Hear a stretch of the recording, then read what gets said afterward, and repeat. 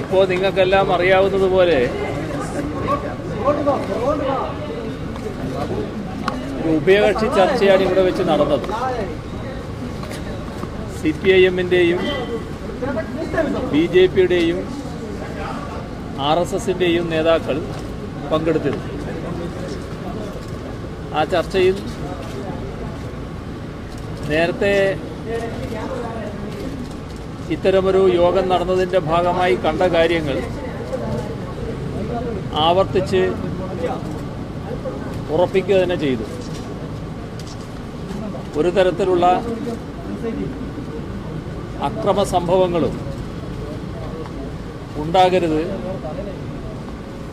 എന്ന് പൊതുവെ തീരുമാനിച്ചു. രണ്ടു കൂട്ടരും രണ്ട് വിഭാഗത്തിൻ്റെയും അണികളിൽ ഇതുമായി ബന്ധപ്പെട്ടുള്ള ബോധവൽക്കരണത്തിനുള്ള നടപടികൾ സ്വീകരിക്കും. എല്ലാവിധ അക്രമ സംഭവങ്ങളിൽ നിന്നും ബന്ധപ്പെട്ട അണികൾ ഒഴിഞ്ഞു നിൽക്കുന്നതിനാവശ്യമായ ജാഗ്രത രണ്ടു കൂട്ടരും പാലിക്കുന്നതാണ്. അതോടൊപ്പം നേരത്തെ തന്നെ തീരുമാനിച്ചതാണ്, ഏതെങ്കിലും തരത്തിലുള്ള സംഭവങ്ങളുടെ മേലെ പാർട്ടി ഓഫീസുകളോ സംഘടനാ ഓഫീസുകളോ അതേപോലെ തന്നെ വീടുകളോ ആക്രമിക്കാൻ പാടില്ല എന്ന്. ഇവിടെ തിരുവനന്തപുരത്ത് അത്യന്തം നിർഭാഗ്യകരമായ സംഭവങ്ങളാണ് ഉണ്ടായത്. ഇവിടെയുള്ള പല കൗൺസിലർമാരുടെയും വീടുകൾക്ക് നേരെ ആക്രമണങ്ങൾ ഉണ്ടായിരുന്നു. BJP-യുടെ ഓഫീസിന് നേരെയും കോടിയേരി ബാലകൃഷ്ണന്റെ വീട്ടിന് നേരെയുമുള്ള ആക്രമണവും നടന്നു. ഇത്തരത്തിലുള്ള സംഭവങ്ങൾ നേരത്തെ തന്നെ ഒഴിവാക്കാൻ തീരുമാനിച്ചതാണെങ്കിലും ആ തീരുമാനത്തിന് ശേഷം ഇതുപോലുള്ള സംഭവങ്ങൾ നടന്നതിനെ പൊതുവിൽ അപലപിക്കുന്ന നിലയാണ് സ്വീകരിച്ചത്. ഇനി മേലിൽ ഇത്തരം കാര്യങ്ങൾ ആവർത്തിക്കാതിരിക്കാനുള്ള ജാഗ്രത തുടർന്നും പാലിച്ചു പോകുന്നതാണ്.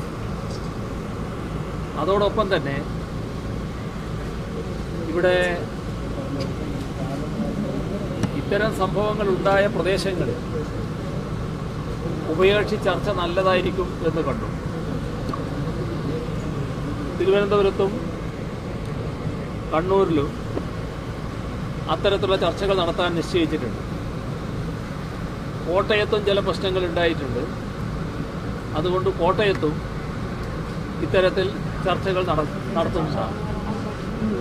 രണ്ടു കൂട്ടരും പരസ്പരം കാര്യങ്ങൾ ചർച്ച ചെയ്യുന്ന നിലയാണ് സ്വീകരിക്കുക.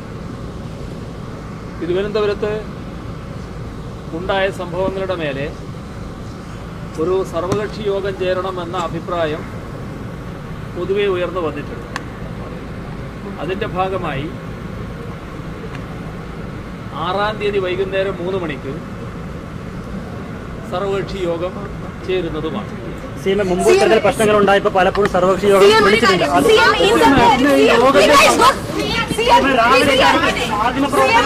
വിഷ്വൽസ് എടുക്കരുതെന്ന് ഒരു ഡയറക്ഷൻ ഉണ്ടായിരുന്നില്ല.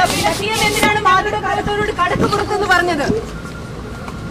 CM ഇന്ന് രാവിലെ ഒരു